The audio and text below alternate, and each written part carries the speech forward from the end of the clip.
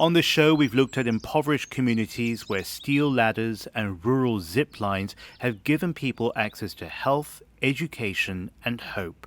Today, I'll tell you about that story in Tibet. Please give a warm welcome for James Chow. I'm James Chow, host of the China Current, with a glimpse into tomorrow's world and stories about the human experience everywhere. Tibet is a region in southwest China, positioned on the largest plateau on Earth, some 4,500 kilometers above ground, and nestled between legendary mountain ranges that connect to the world's highest summits. In Tibet, the issues are multifold, mainly due to the impact of its geography, the beautiful but testing terrain, and slow investment in the past.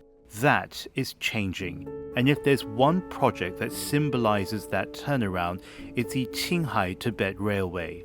Named for the plateau on which it sits, this is the highest railway in the world, with a track that stretches almost 2,000 kilometers and links to what are traditionally some of the poorest parts of China to megacities including Beijing, Shanghai, Chongqing, and Guangzhou. This is important because the World Bank describes poor transport as one of the leading causes of local and global poverty, where entire societies are allowed to fall behind and miss out on the experience of transformation happening elsewhere. Transport is important anywhere, especially in remote areas separated not only by distance, but also hills, valleys, and other challenging terrain.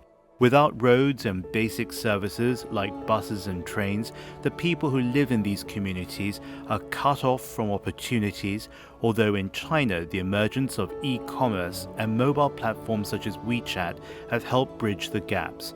So when you think about it, it's amazing what trains can do. They connect us, they enable us to travel, and they transport people, goods, and services along important trade routes. And nowhere is that having more impact than in Tibet and the areas that surround it. Passengers are shuttled between Xining in Qinghai to Lhasa in Tibet. But people are not only radiating outwards, but are also pouring in, bringing in investment, tourism, and consumer spending. In turn, products cultivated in Tibet, such as highland barley beer, plateau mineral water, and local ethnic crafts, make their way to the outside world, exiting the plateau through the Qinghai Tibet Railway. And given that it's two-way, commodities once unavailable in Tibet are now coming in by train, driving consumption, but also bringing in new ideas. Let's not forget that the train line itself is a feat of engineering and a global benchmark in high-speed and high-elevation travel.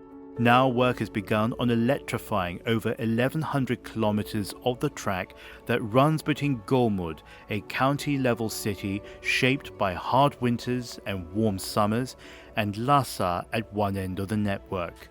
We'll follow this story as we continue exploring the impact of innovation on millions of lives and how this is helping realize a more equal and inclusive future.